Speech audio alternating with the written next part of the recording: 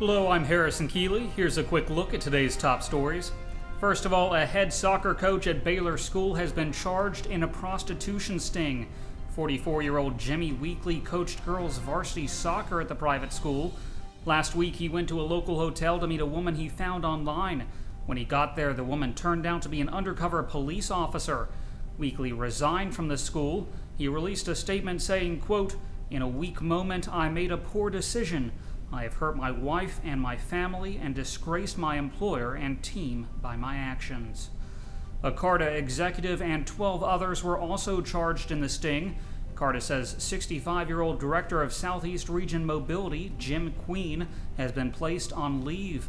A full list of those charged is available at timesfreepress.com. The latest plan to build one of the biggest developments ever in Chattanooga is scheduled to be rolled out next month. The $100 million project called Chattanooga Village was rejected last January. Now the Hickson project has been renamed Helix Farm, and it's undergone a number of changes which give it a better chance of being approved this time around. The latest plan keeps the proposed 280 apartments along with 700,000 square feet of shopping and office space. But the hilltop won't be carved up or even touched, and a buffer between the project and nearby neighborhoods has been doubled in size. The developer has also reportedly addressed concerns about traffic and stormwater runoff. A community meeting about the new plan has been set for 5 p.m. December 5th at Hickson United Methodist Church. The 2015 National Softball Championship will be held in Chattanooga. The Amateur Softball Association says the Scenic City competed against 6 other cities to host the 16 and under National Championship. It's expected to bring nearly 150 teams to Chattanooga for a week and bring in more than $2 million for the area. Dominique Greer has been found guilty in the shooting death of Darian Moore. The 21-year-old wanted money to make a mixtape. He plotted with Dwight Turner Jr. and Franklin Wood Jr. to rob Moore at his parents' home in Harrison. They believed Moore had $3,000 in the bank. Turner was going to use his share of the money to buy school clothes, but he backed out before the crime took place, and Wood later pleaded guilty to robbery charges.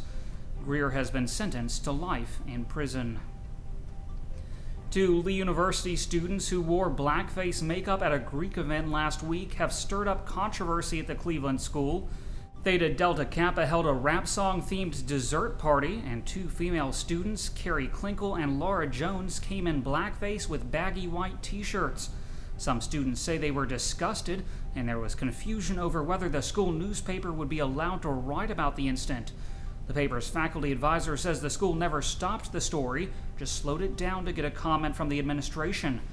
The university says the incident arose out of ignorance regarding the historical implications of blackface and not an intent to hurt others.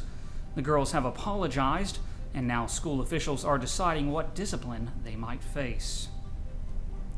It's been a tough week for the Marion County football program. 4 Warriors coaches have been embroiled in scandal, charged with a list of offenses, and resigned or let go from the team.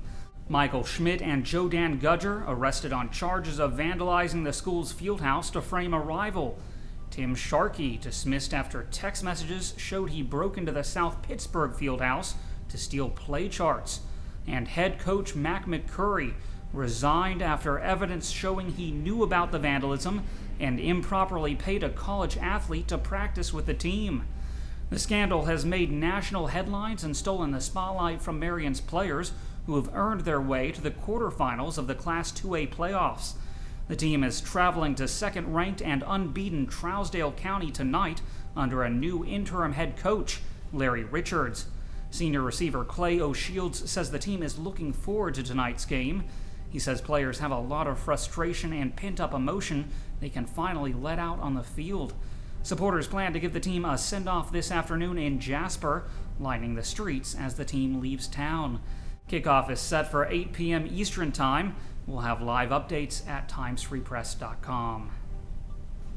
A new building that looks like a Hobbit house is turning heads in East Tennessee. The environmentally friendly building is entirely off the grid and built mostly of recycled materials. But it's not a home. It's the new office of Keep McMinn Beautiful, and you can find it in Athens. The building is the first of its kind in the U.S., and it's open to the public. That story comes to us from our news partners at WRCB. Finally, if you want to see gingerbread houses, snow, and an ice skating rink, there's only one place to be in Chattanooga this weekend. The HoHo Expo is Saturday and Sunday at the Chattanooga Convention Center. There will be free cookies and cider, and Santa will be posing for free photos. Plus, you can jumpstart your holiday shopping. There's no cost for parking or admission, with a donation to the Neediest Cases Fund. Turning to weather, today will be rainy with a high near 63 degrees. The low tonight will be around 49. That's today's newscast. Thanks for being with us. You can find more on these stories and breaking news all day long at timesfreepress.com.